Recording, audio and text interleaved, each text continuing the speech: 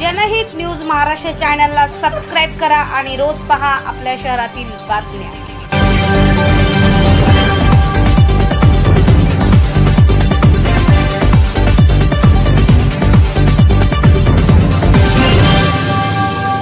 सर्वप्रथम मी या शासनाचा, केंद्र शासनाचा आणि राज्य शासनाचा जाहीर विरोध करतो।